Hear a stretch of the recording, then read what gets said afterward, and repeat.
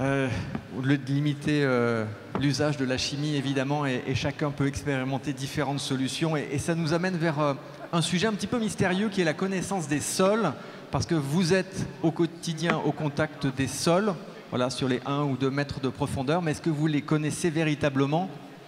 Eh bien, on va faire un beau voyage ensemble. Merci d'accueillir un spécialiste des sols qui s'appelle Marc-André Salos. Bonjour, bienvenue.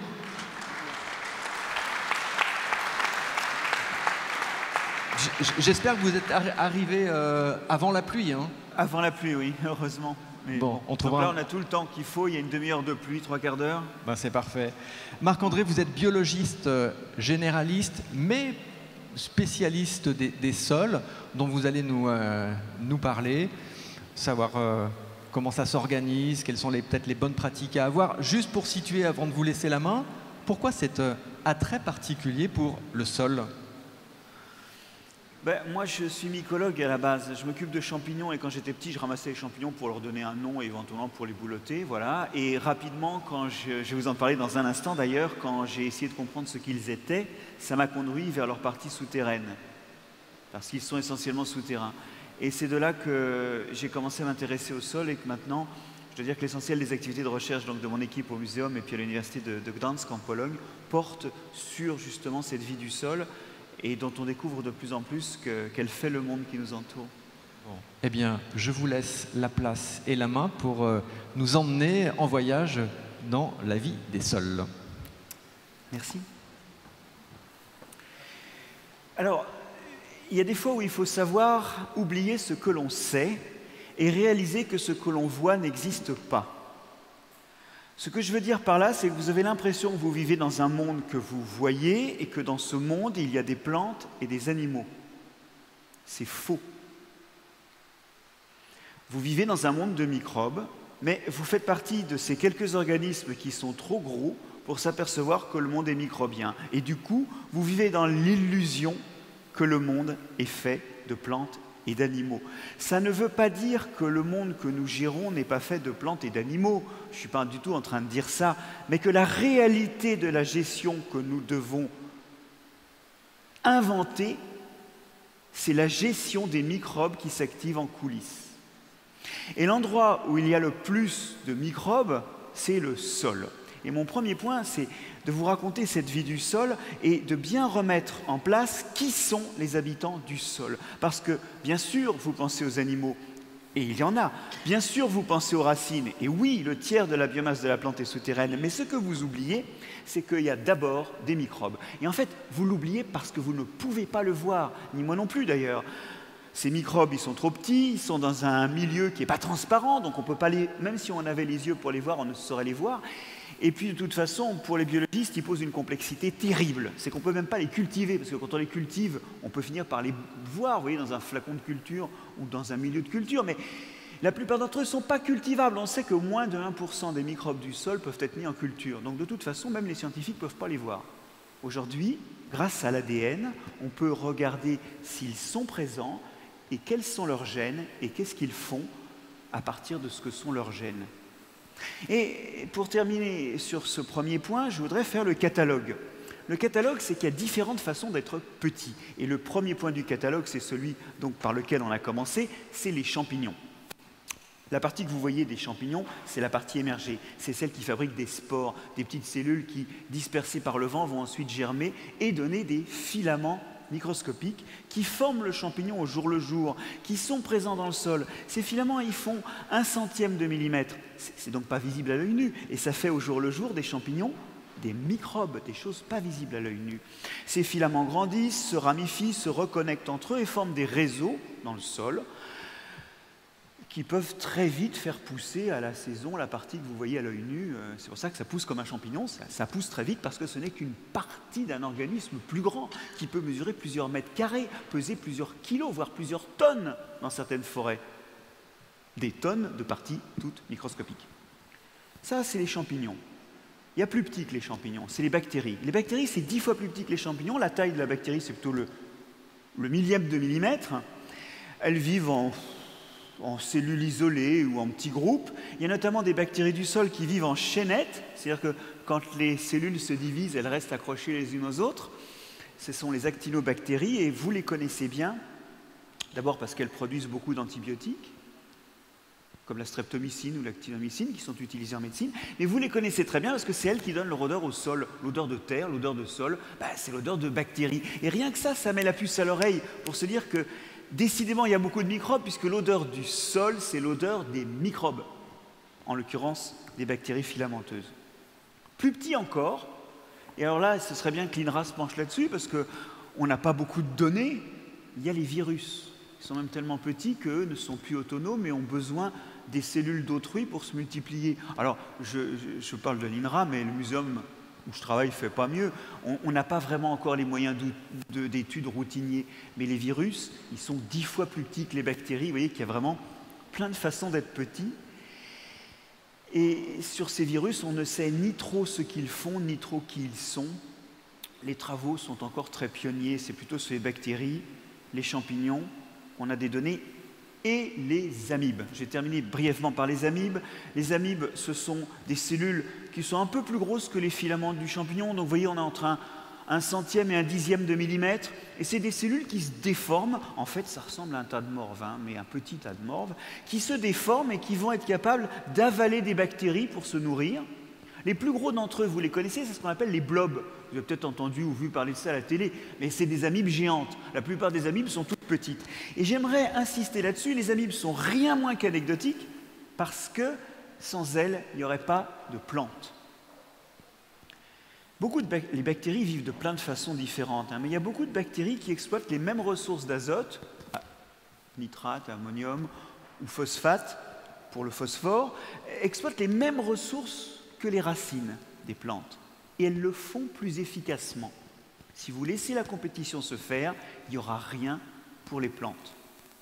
Mais nos amibes broutent régulièrement les populations de bactéries, à la façon dont une vache qui broute un champ empêche la forêt de revenir. Elles vont limiter la quantité de bactéries.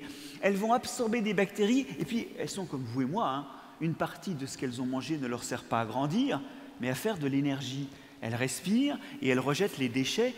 Vous et moi, nous rejetons ça sous forme d'urine. Elles les rejettent sous forme d'ammonium et de phosphate.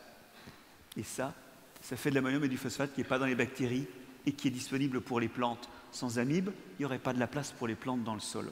Donc, tout ce monde-là construit le sol. C'est le premier point. Maintenant, j'en arrive au deuxième point. C'est l'idée que cette vie du sol, elle est profondément liée à la plante. On parlait de microbiote à l'instant, et des microbiotes, finalement, des animaux. Mais vous savez, la plante, elle est comme les animaux, à son échelle, un véritable immeuble à bactéries, à champignons, à virus, un peu moins d'amibes, il est vrai.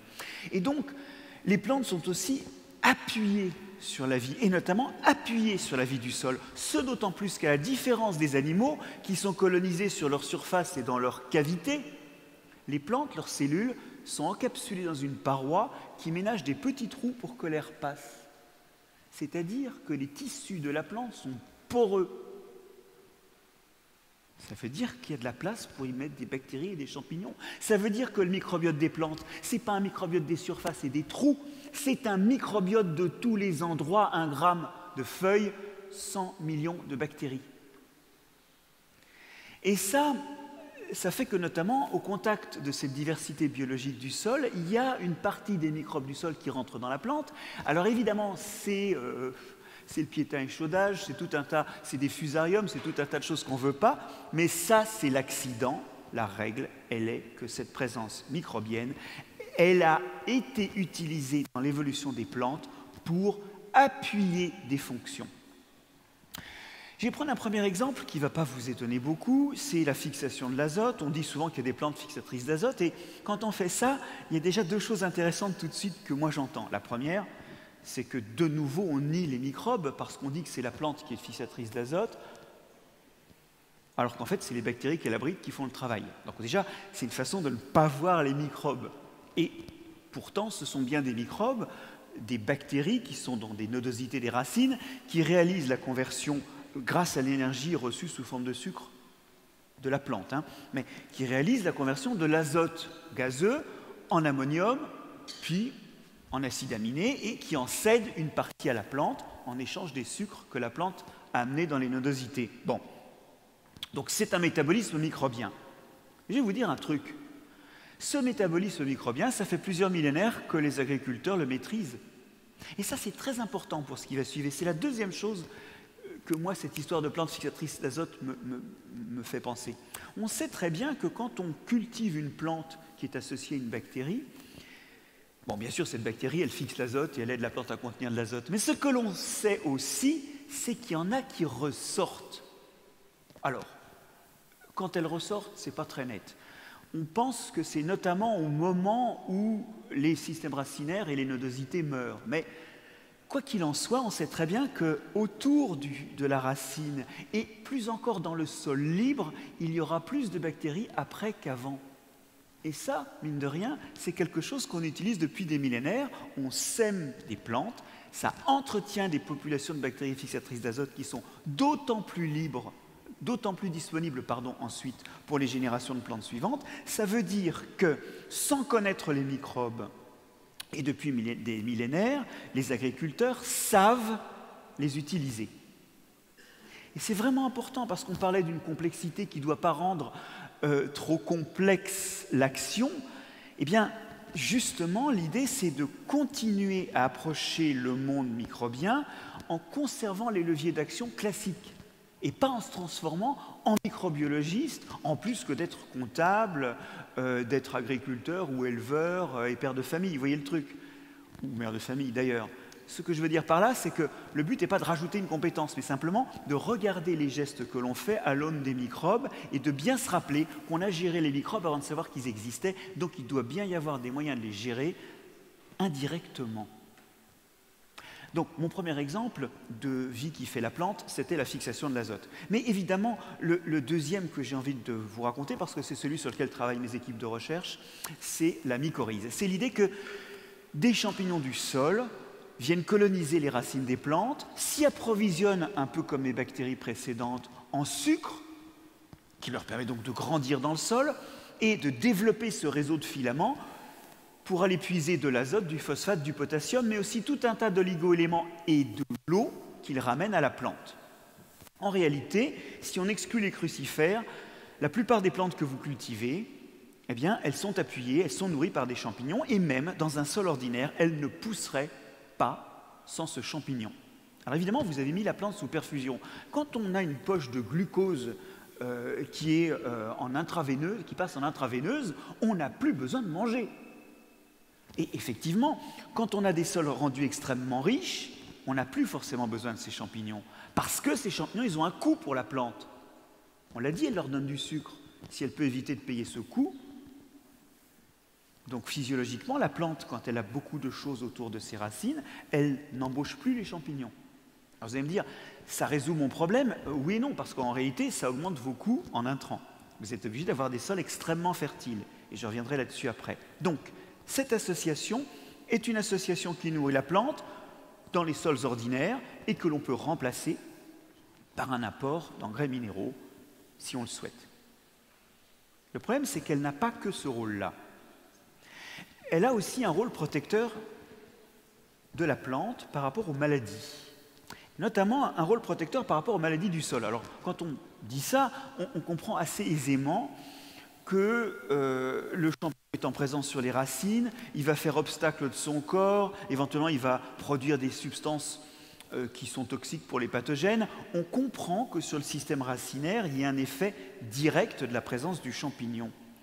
Mais ce que montrent beaucoup de travaux aujourd'hui, c'est que la présence du champignon sur les racines, le fait qu'il fasse cette association qu'on appelle une mycorhize, cette association-là va augmenter l'efficacité du système immunitaire. En fait, il faut que vous réalisiez que derrière les associations que je vous décris, il y a des tas d'échanges de petites molécules qui sont à la fois des hormones, des régulateurs, mais aussi des toutes petites protéines qu'on appelle des effecteurs. Et ces effecteurs, ils vont complètement reprogrammer le partenaire. Et parmi les reprogrammations qu'opèrent les champignons mycorhiziens, il y a une maturation, une meilleure réactivité du système immunitaire de la plante. Tant et si bien que quand on compare une plante qui est mycorhizée, c'est-à-dire qui est associée à un champignon sur ses racines, et une qui ne l'est pas, on s'aperçoit que la réponse aux pathogènes foliaires est meilleure chez la plante mycorhizée. Ce que ça veut dire, c'est que l'effet de protection n'est pas simplement lié au sol. Il est systémique. Dans les deux cas, que ce soit dans le sol comme ailleurs dans la plante, il n'est pas à 100%. Ça, c'est sûr, ça ne vaut pas un bon coup de fongicide. Mais il augmente la résistance de la plante. Et si le champignon est présent, alors la plante réagira mieux, se défendra mieux contre les maladies. Ce que je viens de dire, c'est qu'il n'y a pas que les fonctions de nutrition, vous voyez, qui sont impliquées. Il y a aussi les fonctions de protection qui résultent, qui s'appuient sur cette présence microbienne. J'ai pris ces deux exemples parce qu'ils sont majeurs et qui vont nous permettre maintenant de faire un inventaire des choses possibles ou pas possibles, des gestes qui font et qui défont ces fonctionnements qui font eux-mêmes la plante. Alors dans cette dernière partie, j'ai passé en revue quelques gestes, des gestes habituels. Le premier est un geste emblématique dont un grand ministre d'Henri IV avait dit que c'était une des mamelles de la France, le labour. Alors le labour, c'est un geste qui à court terme a plein de vertus. Nos ancêtres, quand ils ont adopté le labour, et quand Sully nous dit qu'avec le pâturage c'est une des deux mamelles de la France, ils ne se trompent pas à court terme. Le problème, c'est qu'il y a des organismes qui ne supportent pas le labour. C'est les champignons. Quand vous êtes une bactérie, la plupart des bactéries vont se retrouver dans un grumeau, dans un morceau de sol, et elles ne sentiront même pas le labour. Si vous êtes un champignon, eh bien vous êtes détruit. La preuve de ça, c'est que vous n'avez jamais de rondes sorcières, ces mycéliums qui croissent, ces réseaux de filaments qui croissent en cercle, vous n'en avez jamais quand vous labourez. Ça veut dire que chaque fois que vous labourez, vous remettez à zéro votre population de champignons. Vous comptez sur les spores pour recommencer. Et d'ailleurs, c'est connu, le labour diminue la diversité et l'abondance des champignons. Par contre, il augmente souvent l'abondance et le nombre des bactéries. Ben oui, il déchire l'organisme des champignons, il les tue, et il y en a certains qui ne supportent pas cette perturbation régulière. Bon. Du coup, ça fait un peu plus de place par rapport aux ressources, et il y a des espèces de bactéries qui étaient exclues par ces champignons qui peuvent se réinstaller, et donc vous avez plus de diversité bactérienne. Ben oui, mais le problème, c'est que les bactéries ne font pas la même chose que les champignons, et par exemple, elles ne font pas les courses. C'est-à-dire, elles ne vont pas chercher dans le sol les aliments. Elles ne font pas de mycorhizes, par exemple. Alors ça, c'est la première chose, c'est que le labour, d'une façon générale, il va abîmer cette vie. Il ne va pas être l'allié en particulier des champignons qui peuvent aider les plantes. Il y a aussi une chose qu'il faut à ce niveau vraiment dire sur le labour, c'est qu'il y a beaucoup d'autres problèmes. Cette aide aux bactéries, qui est une aide aussi par l'aération que ça produit, va détruire la matière organique du sol et, outre toutes les conséquences que ça a sur le stockage de l'eau, la stabilité par rapport à l'érosion, la stabilité texturale et le stockage de carbone, ça va aussi bousiller tout un tas d'espèces microbiennes du sol qui ont besoin de beaucoup de matière organique. Souvent, on me dit, oui, mais alors, et si le labour il est léger, superficiel?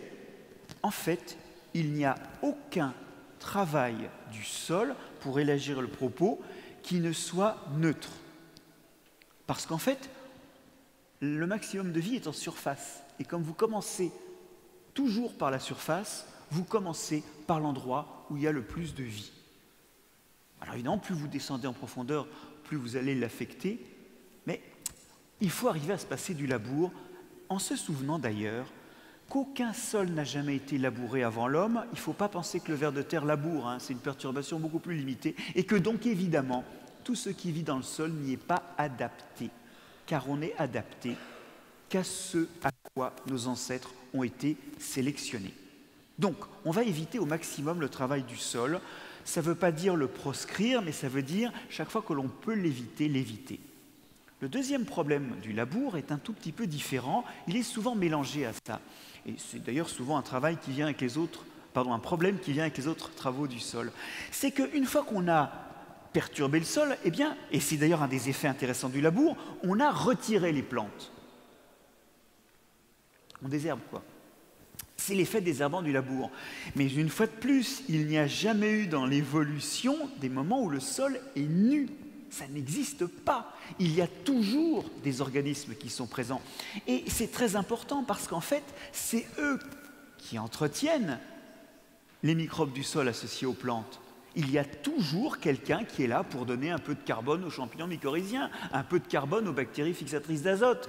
Et encore, je ne vous ai pas décrit toutes les bactéries qui peuvent exister et avoir d'autres rôles autour de la racine, donc dans ce qu'on appelle la rhizosphère. Ce que je veux dire, c'est qu'un des effets du labour et du travail du sol, c'est de supprimer l'alimentation des microbes qui sont associés aux plantes. Or, c'est sur eux qu'éventuellement on veut s'appuyer. Et là, on les affame.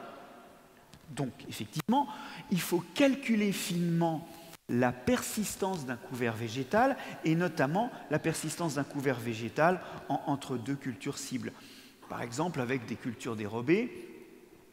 Et d'une façon générale, il faut bien penser ces cultures dérobées en termes d'entretien microbien. Ça veut dire quoi? Ça veut dire que les grandes fonctions d'une culture dérobée, ça va être, outre la couverture du sol, de nourrir les champignons mycorhiziens. Il ne faudra donc pas qu'il y ait que des crucifères, parce que ça n'entretient pas les champignons qui interagissent avec les racines. Ça peut être de fixer l'azote, et donc à ce moment-là, il faudra penser à des plantes qui fixent l'azote. Ça peut être de décompacter le sol. Il faudrait qu'il y ait donc des plantes qui ont des systèmes racinaires à croissance en largeur ou à pénétration profonde qui ont la capacité de faire ça.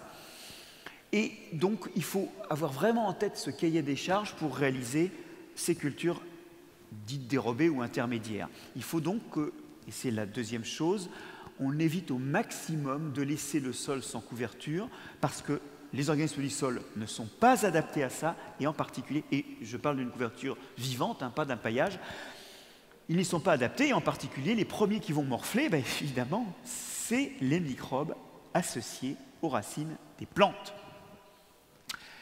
Dans les gestes que l'on fait, il y a bien sûr, on en a parlé, les gestes d'apport d'engrais minéraux. Là encore, on est sur une pratique qui ne correspond en rien à l'histoire des sols et donc aux adaptations des organismes dans les sols. Les engrais minéraux, c'est le produit normalement de la minéralisation. Et la minéralisation, la décomposition de la matière organique dans le sol, c'est un processus qui va lentement libérer de l'ammonium, puis du nitrate et du phosphate, et non pas en bloc, violemment, à un moment. Le problème, c'est que quand on amène beaucoup à un moment, alors bon, bien sûr, comme on amène beaucoup, ça finit, il y a des fuites, ça finit par partir ailleurs. Mais aussi, l'autre problème, c'est que les plantes, je vous l'ai dit à l'instant, vont congédier les champignons mycorhiziens puisqu'elles ont suffisance d'alimentation sans y avoir recours. Et vous perdez l'effet phytosanitaire. Et vous rentrez, vous faites quelques pas supplémentaires dans la dépendance aux pesticides. Et ça, c'est une chose importante. C'est qu'il faut de plus en plus que l'on pense un étalement de l'apport de fertilité et quelque part qu'on repense à la façon dont c'était étalé historiquement, c'est la matière organique. Et je vous rappelle que quand Sully disait que labourage et pâturage sont les mamelles de la France, l'idée c'était pas de manger les produits du pâturage, c'était que sans pâturage, il n'y avait pas de fumier. En réalité, il est vraiment important qu'on revienne à l'utilisation de la matière organique comme fertilisant. Ça ne veut pas dire, bien sûr, qu'il n'y aura pas des ajustements à faire avec des engrais minéraux. Je ne suis pas en train de dire, oui, c'est quand même difficile d'ajuster le NPK sur de la matière organique. Mais il faut au maximum utiliser la matière organique. C'est bien, ça tombe bien, parce qu'on en a plein qui sortent de nos toilettes, qui sortent de nos villes. On en a aussi de l'élevage. Et en plus, quand on met la matière organique sur le sol, si possible sans l'avoir compostée, ça stocke du carbone. Là, je vous renvoie à l'initiative 4 pour 1000. L'idée d'apporter de la matière organique dans les sols, ça peut résoudre une partie du problème de la fertilité et d'autres problèmes, comme le stockage de l'eau, comme le stockage de carbone, ou comme la stabilité texturale des sols qu'on a quand même pas mal perdu dans certaines régions. Bon, donc l'idée, c'est finalement, autant que possible, de retourner ou d'utiliser au maximum l'engrais organique. Et une fois de plus, je n'exclus pas, dans tout ce que je dis, je n'exclus pas qu'à certains bassins de production ou pour certaines cultures, il n'y ait pas besoin d'autre chose. Mais il faut vraiment penser à maximiser ça, parce que ça relarguera une fertilité qui permettra de s'appuyer au maximum sur le fonctionnement des champignons mycorhiziens. J'aimerais maintenant aborder dans les intrants l'autre gros paquet d'intrants qui est tous les pesticides que l'on peut utiliser, et j'aimerais passer quelques instants sur le glyphosate. Le glyphosate est un gros handicap de communication pour l'agriculture sous couvert ou la permaculture ou toutes les agricultures qui ne travaillent plus le sol, mais qui au moment de semer la culture cible sont bien obligés de faire de la place. Mais ce n'est pas qu'un handicap de communication.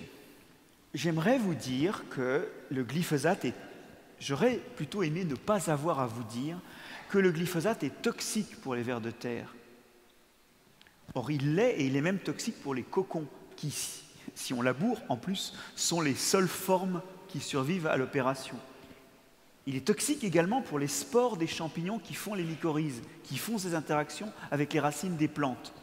Une fois de plus, si en plus on laboure, il n'y a que les spores qui restent pour faire repartir le système l'année suivante.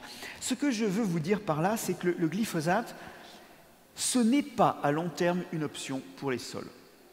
En revanche, ce que je vois, et il y a de très belles méta-analyses qui sont apparues, c'est que si vous arrêtez le labour en utilisant le glyphosate au moment de planter votre culture cible, vous avez néanmoins une amélioration de la vie du sol sur deux paramètres, enfin surtout sur un paramètre, le nombre de cellules microbiennes et leur activité, mais c'est lié. Vous avez un plus 20 à plus 25% en arrêt de labour avec glyphosate.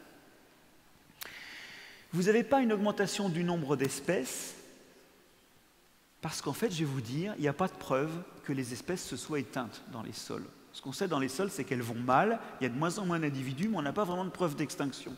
Donc au niveau des espèces microbiennes, il n'y en a pas plus, simplement, il y a plus d'individus, et ça veut dire que dans l'ordre des priorités de sortie des gestes corrompus, il y a le labour, puis le glyphosate. Et que pour l'instant, en attendant les alternatives au glyphosate, moi je préfère, voilà, je le dis, il y a des gens qui n'aiment pas du tout m'entendre dire ça, moi je préfère qu'on cesse de labourer et qu'on mette du glyphosate. Mais je sais très bien qu'à terme, ce n'est pas jouable. Et de toute façon, la pression sociétale va se faire de plus en plus forte. Et ce qu'il faut souhaiter, c'est qu'on ait inventé une alternative avant qu'advienne l'oukase. Parce qu'il y aura un oukase sur le glyphosate, c'est sûr. Bon, donc ce que je veux dire, c'est qu'il va falloir qu'on gère aussi nos intrants de la façon la plus parcimonieuse possible. Et quand je suis arrivé là, je voudrais maintenant parler d'un autre type d'intrant qui est celui qu'on... Alors souvent la question se pose, est-ce que je dois, moi, inoculer des champignons mycorhiziens? Est-ce que je dois inoculer des bactéries par exemple, vous savez, il y a tout un tas de pratiques aujourd'hui, de thé de compost fermenté, ou même d'ailleurs d'intrants, les bokashi qui sont commercialisés, où on amène des microbes que l'on pense souhaitables. Alors, face à ces produits qui sont commercialisés, ou que l'on peut faire à la maison, j'ai tendance à vous recommander deux choses, mais qui sont toutes finalement les conséquences de ce que j'ai dit tout à l'heure. Vous n'êtes pas des microbiologistes, c'est un métier différent. Vous souririez en regardant mes tentatives de culture de radis de cet été. C'est des métiers différents, et je ne pense pas qu'on doive demander à des microbiologistes comme moi de savoir faire pousser des plantes et inversement à des agriculteurs de savoir gérer des microbes. Gérer des microbes, en plus dans la nature, je vais vous dire, bien malin qui y arrive. Parce qu'on ne sait pas qu'est-ce qui va s'installer, on ne va pas savoir qu'est-ce qui va rester, qu'est-ce qui va notamment être capable de faire la compétition avec ce qui est déjà installé. Non, je vous l'ai déjà dit tout à l'heure, je pense qu'il faut revenir aux gestes standards. Le problème des microbes qu'on vous offre à inoculer, c'est que, vous ne savez pas s'ils restent. Par contre, vous êtes sûr qu'il faut un trou dans la caisse. Ça, ils ont un prix quand même. On ne sait pas s'ils restent.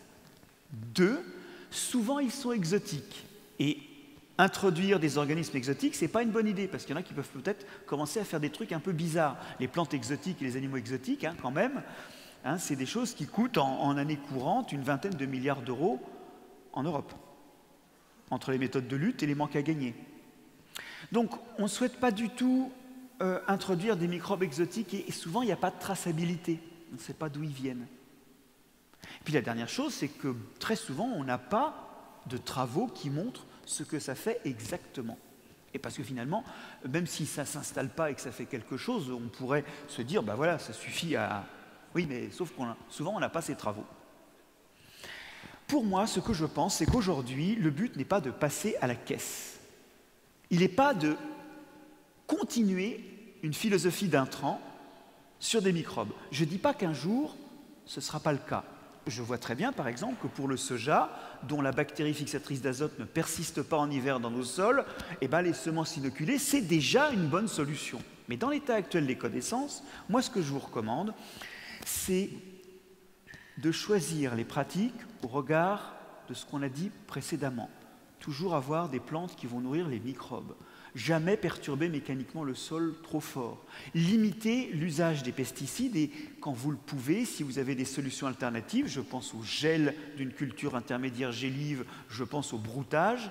Dans un certain nombre de contextes d'arboriculture ou de viticulture, par exemple, ça permet de gérer les couverts. Pensez à ces solutions alternatives. Mais toujours pensez à des gestes qui sont des gestes classiques d'agriculture. Je pense que la seule place que l'on puisse proposer pour les inoculums, c'est dans un contexte, les inoculums, c'est-à-dire les apports de microbes, c'est dans les contextes où on se trouve en changement, en transition, comme on dit. C'est-à-dire dans les contextes où on passe d'un mode d'agriculture donné à une agriculture que l'on veut épouser plus les outils et les atouts de la vie du sol. Alors à ce moment-là, vous avez peut-être besoin d'un boost. Mais vous vous rappelez que ce boost, il faut qu'il soit local. Et puis, il ne faut pas qu'il soit cher, c'est-à-dire qu'il faut qu'il soit ponctuel, mais pas récurrent dans le budget.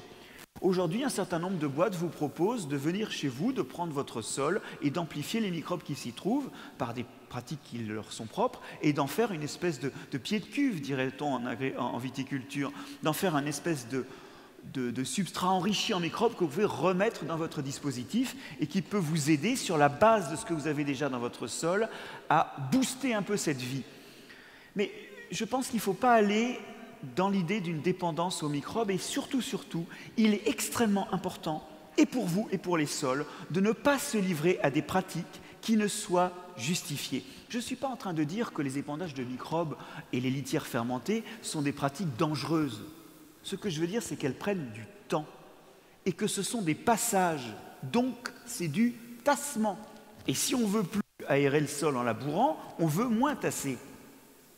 Donc pour toutes ces raisons, je vous exhorte à ne croire que ce dont vous avez la preuve et à ne pas aller vers tous les produits qui vous sont proposés et qui ne sont pas accompagnés de brochures techniques solides et de publications scientifiques sérieuses, parce que sans doute ces produits existeront un jour, mais aujourd'hui, ce qui compte surtout, c'est de faire des choses qui vous coûtent moins en temps et qui, une fois de plus, limitent le nombre de passages dans les agrosystèmes.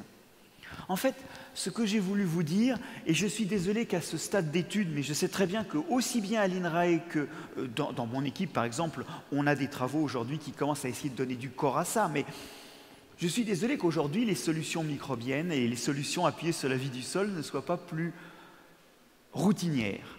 En même temps, quand vous regardez l'agriculture conventionnelle, vous réalisez que si aujourd'hui c'est si simple et si les prescriptions sont si fines et si précises en fonction des besoins, ça repose sur 150 ans de recherche.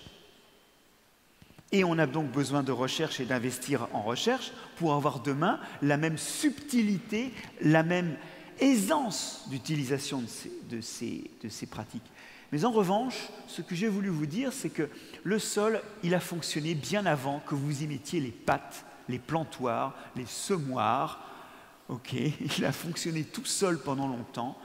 Et il est important aujourd'hui d'essayer de calibrer nos gestes pour épouser le plus possible ces mécanismes qui lui ont permis de fonctionner seul.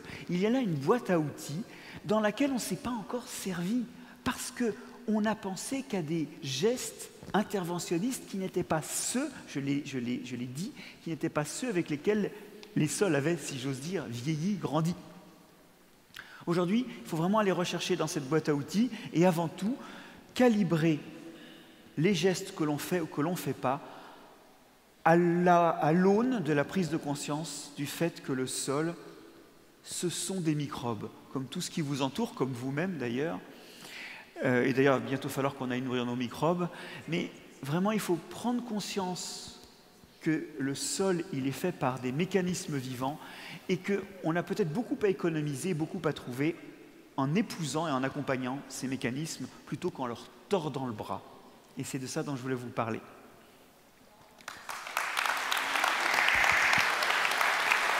Merci Marc-André Solos, ça va?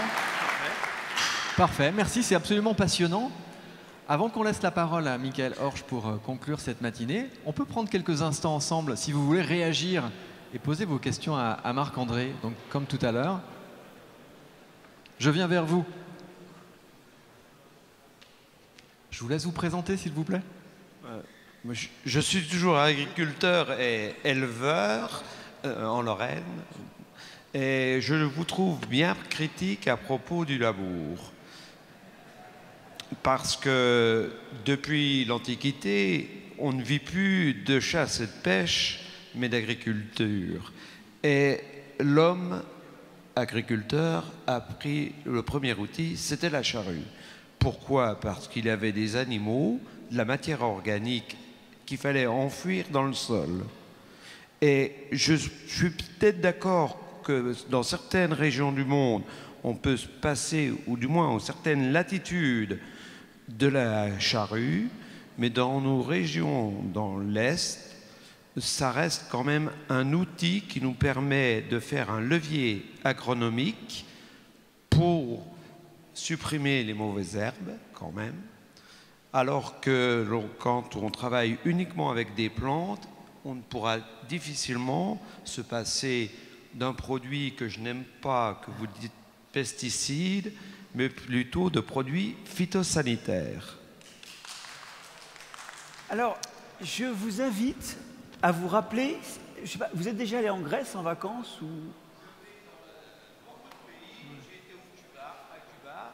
Où on travaille énormément... Ah oui, non, mais ne parlez pas du Portugal. Moi, je vous ai parlé de la Grèce, parce que j'ai une idée derrière... La Grèce, alors pas la Grèce. Avez-vous vu les sols de Rhodes? Ou de Chypre? Ah, c'est pas beau, hein? C'est maigrelet, c'est caillouteux, hein? Vous êtes d'accord? Et on visite les restes de villes énormes. Nos anciens, ils ont construit les villes loin des endroits où était produite la nourriture? Non, ils les ont construites au milieu de plaines fertiles. Où elles sont, les plaines fertiles? Elles sont après 5000 ans d'arrérage et de labour. Elles sont dans la mer. Et les sols que vous imaginez être les sols méditerranéens sont les produits de l'érosion agricole sur plusieurs millénaires. Alors évidemment, dans les régions où on a commencé il y a 2000 ans, c'est bon. Mais ce que vous appelez les sols méditerranéens, la plupart du temps, c'est l'interface entre le sol et le sous-sol, parce qu'il ne reste que ça. Le labour a une autre conséquence, c'est que, comme il aère, il augmente la respiration et il déstocke du carbone. Depuis les années 50, les sols français ont perdu la moitié de leur teneur en matière organique. Ce qui veut dire moins de rétention d'eau, parce que la matière organique retient l'eau, donc en cas d'été sec, c'est dommage. Moins de stabilité des pores, donc moins de rétention d'eau, parce qu'il y a aussi la microcapillarité qui retient l'eau. Donc ça, encore en été sec, c'est dommage. Ça veut dire aussi déstockage de carbone. L'humanité, depuis qu'elle laboure, a déstocké 2 fois plus de carbone, a produit 2 fois plus de CO2 par le labour et l'arrérage que par les combustibles fossiles. Vous avez bien entendu, 2 fois plus. Ça dure depuis 10 000 ans et simplement ça a empêché un retour en glaciation. Donc ça a stabilisé le climat et ça explique que nous sortons de l'Holocène, la plus longue période climatique stable du Quaternaire. En fait, le labour n'est pas une option parce qu'il augmente l'érosion, et c'est le 3e et dernier point, d'un facteur 10. Et ce problème-là, il ne se voit pas sur 100, 200, 300 ans, et donc à court terme, le labour est un geste effectivement vertueux. Et maintenant, j'aimerais terminer sur l'enfouissement de la matière organique. Quand les oiseaux ont bouffé tous les vers de terre, effectivement, la matière organique, si on ne l'a pas enfouie avec le labour, elle est en surface. Mais dans un sol vivant, les vers de terre... Alors, bon, vous et moi, on a un problème pour comprendre les vers de terre, c'est qu'on ne vit pas dans un trou. Alors, on ne se rend pas compte que quand on fait caca, et alors les vers de terre, ils font caca 20 fois leur poids par jour, hein, donc ça y va. Il faut sortir du trou, parce que sinon on bouche le trou. Normalement, la matière organique, ça s'enfouit tout seul dans un sol de type, pour parler techniquement, mule. Ça s'enfouit tout seul. Vous prenez un mule forestier, il n'y a plus beaucoup de forêt sur mule, le temps de séjour en surface d'une feuille d'érable dans une érablée du ride alsacien, c'est 0,7 jours. Et puis après, les vers font caca dessus. Et elle est enfouie. Mais quand il n'y a pas de verre, ça ne s'enfouit pas. Et donc, il faut labourer. Et comme on laboure, il n'y a plus de verre, et donc, il faut labourer. Et vous voyez, et donc, si vous voyez, c'est des problèmes de gestes qui deviennent des dépendances. De la même façon, quand vous commencez à avoir moins de matière organique, ça stabilise moins les trous, vous avez moins de porosité, donc vous êtes obligé de labourer. Donc, la respiration se fait mieux, donc il y a moins de matière organique, donc pour avoir des trous, vous êtes obligé de labourer. Et à court terme, ça marche.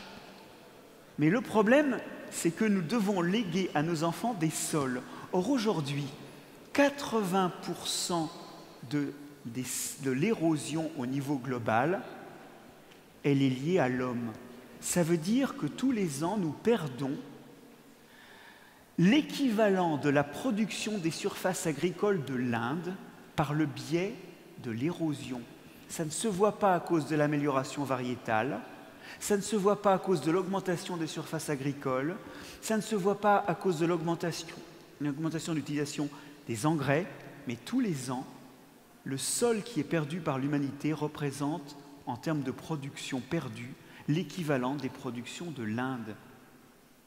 Et je reviens sur ce chiffre que j'ai dit tout à l'heure, par le labour, les sols français, alors qu'on a besoin de stocker du carbone et que le carbone est bon pour les réserves en eau et la structure du sol, les sols français, depuis les années 50, ils ont perdu la moitié de leur teneur en matière organique. En d'autres termes, moi je ne jette pas l'anathème sur ceux qui ont labouré, parce qu'au moment où ils l'ont fait dans l'état des connaissances, c'est ce qui était... Vous voyez, il faut une vision multimillénaire pour voir les effets à long terme. Au moment où on l'a fait, où on l'a enseigné, c'était un geste vertueux et il s'est marié avec l'image de l'agriculture. Aujourd'hui, c'est le labour. Pensez, enfin, je sais pas, vous pensez au sillon français, par exemple. Hein, bon, le sillon, on le fait comment? Bon, mais à long terme, il n'y a pas de question là-dessus.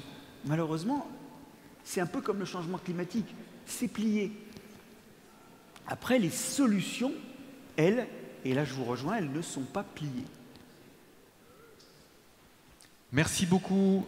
On prend encore 5 minutes pour quelques questions. Monsieur? Oui, j'aurais une question sur la matière organique vis-à-vis de la méthanisation. On parle que la méthanisation est vertueuse. Moi, j'ai des doutes, personnellement, sur la stabilité de la matière organique. Et une deuxième question, peut-être plus technique, on nous propose contre le piétin chaudage des produits à mettre sur le sol qui vont stabiliser au niveau bactérien. Qu'est-ce que vous en pensez? Merci. Alors, vous parlez de méthanisation, c'est ça? Oui. Alors la méthanisation, bon, tout le monde sait ce que c'est, là je n'ai pas besoin d'expliquer. Des fois, quand on est devant un auditoire citadin, même le mot, ils ne connaissent pas. Hein. C'est marrant qu'il y a là un divorce culturel très très fort, finalement, dans ce pays. Et cette solution-là, il n'y a pas de regard citoyen là-dessus parce que les gens ne savent même pas que ça existe. La méthanisation, c'est une bonne façon de récupérer la biomasse. Et on est d'accord que quand on va brûler ce méthane, ça va faire du CO2, mais qui vient juste d'être pris dans l'atmosphère. Donc en termes d'effet de serre, c'est assez vertueux. Mais c'est... Tu as utilisé le mot de respiration anaérobie pour parler de la fabrication du méthane, c'est bel et bien ça. Et quand on respire, je vous rappelle que ça fait des déchets azotés et phosphatés aussi, parce que nous éliminons par l'urine, et vous avez des résidus qui sont tout simplement des restes qui sont tout aussi bien que s'ils avaient été respirés par des bactéries qui respirent à l'oxygène, qui sont des restes quasiment minéraux. Donc, les résidus de méthanisation sont, d'un point de vue technique, très très proches d'engrais minéraux. C'est-à-dire que l'azote et le phosphate ont été libérés, ils ne sont plus vraiment liés à de la matière organique. Et donc, quelque part, quand on les... Alors, c'est très bien de les remettre dans les champs, parce que pour le coup, ça fait une forme de retour d'engrais, ça, il n'y a pas de problème, mais on perd la dimension matière organique. Or, on a des sols qui souffrent, et je le répète, à la fois par rapport à la réserve en eau, à la fois par rapport à la stabilité structurale et aussi par rapport à la vie du sol qui s'en nourrit, on a des sols qui souffrent de manquer de matière organique. Et là, il y a une tension. D'ailleurs, en Allemagne, les consignes d'épandage des résidus de méthanisation engagent à mélanger ça avec des matières organiques plus récalcitrantes, de façon à avoir un apport qui ne soit pas que un apport fertilisant, mais aussi un apport qui garde un rôle par rapport au fonctionnement du sol lui-même. Voilà.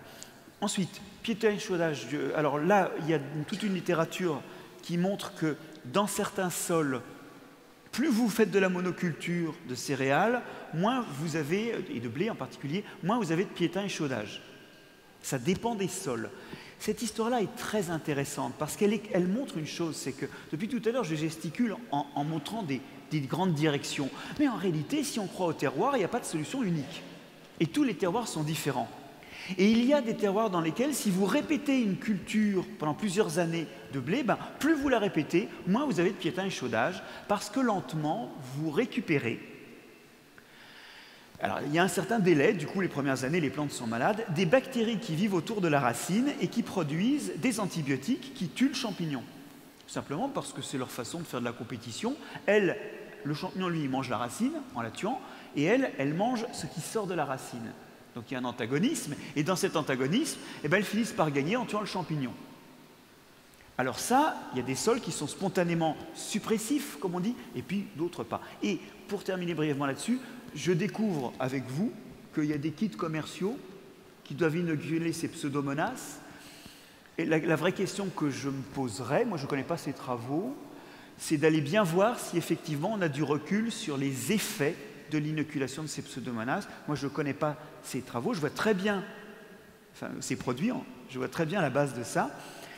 C'est intéressant parce que vous nous avez permis là d'illustrer le fait qu'il y a certaines bactéries qui vivent autour de la racine et dont l'effet est absolument pas nutritionnel, mais simplement protecteur. Et c'est vrai qu'on aimerait pouvoir les manipuler. Je sais qu'en laboratoire, le caractère suppressif peut se transmettre dans un sol en apportant des sols suppressifs et en les mélangeant à des sols qui ne le sont pas, mais je ne sais pas si à l'échelle de la parcelle ça peut se faire. Merci, on va prendre une dernière question, monsieur. Oui, bonjour monsieur, Jean-Marc Longuet, je suis agriculteur dans l'Aube. On sait qu'en utilisant des produits phytosanitaires, je les appelle encore comme ça, on influence négativement nos sols. Ma question, c'est quel regard vous portez sur le biocontrôle? Est-ce qu'on peut espérer un développement rapide?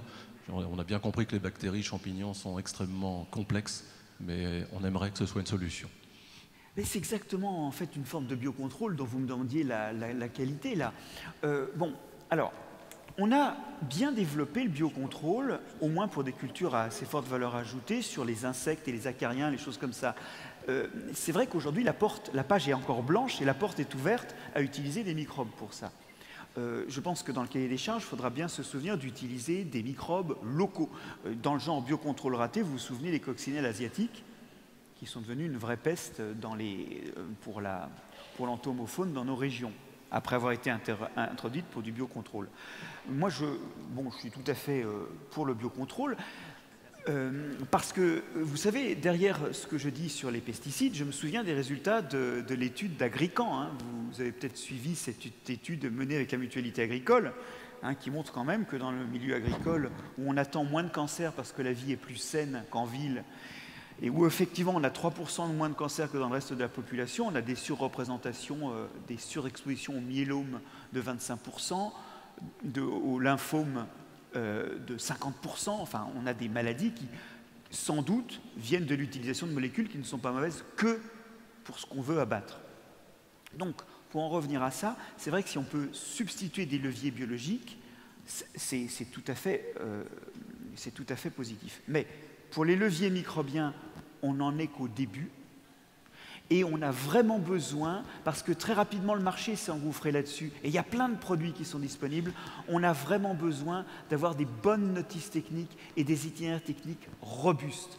C'est vraiment nécessaire, parce que si demain ces poudres de perlimpinpin, il n'y a pas que des poudres de perlimpinpin, hein, mais si les poudres de perlimpinpin donnent une opinion négative, alors la profession ne sera plus réceptive à ce que je pense être, moi, une des solutions pour l'avenir. Et puis, juste une dernière chose, le temps. Le temps, c'est de l'évolution. Il faut se dire que, et vous voyez très bien en ce moment, alors là pour le coup, en ce moment, on a des travaux pratiques d'évolution avec un virus qui nous fait tous chier, et on voit très bien ce que c'est que l'évolution. C'est que action, réaction, hein. En gros, le vivant, quand on applique une méthode de lutte, ça sélectionne ceux qui n'y sont pas sensibles. Et je pense qu'il faut qu'on se prépare aussi mentalement, mais collectivement, parce que ce n'est pas quelque chose qui va se faire à la parcelle, à l'idée que nous sommes dans un monde en évolution perpétuelle et que chacune de nos méthodes appellera des contournements à cette méthode. Et que donc il faut qu'on se mette en position de lutte. Cette position de lutte, à mon avis, elle peut se déployer à la fois dans le temps long, en étant préparé au coup suivant, c'est-à-dire à ne pas avoir qu'un biocontrôle, mais le biocontrôle d'après. Mais je pense qu'il va falloir aussi qu'on s'organise collectivement. Et je vais juste le faire en vous donnant un exemple phytosanitaire, à l'ancienne. Chacun applique ce qu'il veut comme il veut. Ben, ça ne peut pas être comme ça. Si on décide que certaines années, on proscrit une moitié des molécules, ou les 2/3 des molécules, d'accord? Personne ne les utilise. À ce moment-là, ces années-là, les organismes résistants à ces molécules n'ont pas d'avantage. Bon. 2 ans après, on change de molécule. On arrête celles qu'on utilisait et on prend les autres. Ah ben alors là, on tombe sur une population qui s'est affaiblie et pendant ce temps-là, la résistance aux molécules qu'on vient d'utiliser, elle va disparaître. Il y a des modèles qui sortent de l'INRAE d'ailleurs, qui montrent qu'avec des organisations dans l'espace et dans le temps des méthodes de lutte, vous pouvez sélectionner à un moment des résistances et puis la minute d'après, paf, vous appliquez un autre produit et donc, non seulement vous gagnez, mais vous gagnez aussi avec, puisqu'il n'y a pas de résistance, des niveaux d'application beaucoup plus faibles. Donc même en continuant, et mais de toute façon, ce sera vrai aussi pour les luttes biologiques, mais même en pensant des luttes purement chimiques, on a besoin de s'organiser collectivement pour faire en sorte que, en fait, on empêche les résistances d'émerger. Vous voyez, c'est un peu comme si tout le monde était vacciné contre un variant du SARS-CoV-2, puis l'année d'après, en fait, ah ben non, on est vacciné contre un autre. Et du coup, vous créez un paysage dans lequel vos ennemis n'arrivent plus à évoluer assez vite et à vaincre vos méthodes de lutte. Et en plus, du coup, au niveau chimique, vous pouvez réduire les doses. Ça veut dire réduire les prix et réduire les effets sur la santé. C'est vraiment à penser, une agriculture évolutive. Hein. J'ai une vidéo d'ailleurs qu'on avait fait avec l'Académie d'agriculture là-dessus. Si ça vous intéresse, il faut vraiment qu'on pense des stratégies, qu'on ait un coup d'avance et qu'on pense qu'en face de nous, c'est un matériau vivant et que donc, il s'adapte à nos stratégies. Juste pour terminer, vous avez évoqué l'INRAE. Christian Hugues, en quelques instants, vous voulez peut-être réagir. En complément de ce qu'a dit Marc-André sur le biocontrôle, c'est absolument majeur d'y aller. Comme a dit Marc-André, de toute façon, les pesticides ont leur avenir derrière eux, parce qu'en fait, c'est des biocides. Donc, à un moment donné, ils tapent tellement fort sur une population que ça ne se passe pas bien. Donc, ça nous amène sur, d'abord, comprendre.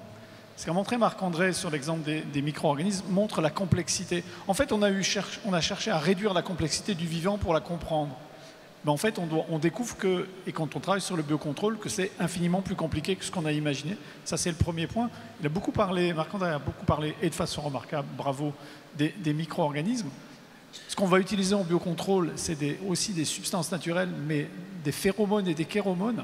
On découvre aujourd'hui pourquoi les insectes se comportent comme ils se comportent. Et les insectes se déplacent exclusivement dans des champs d'odeur. Et donc, en fait, plutôt que de les tuer avec des insecticides, on peut modifier complètement leur comportement en leur disant d'aller voir ailleurs le temps qu'il fait pour les ravageurs et en demandant aux auxiliaires de venir pour boulotter les mauvais.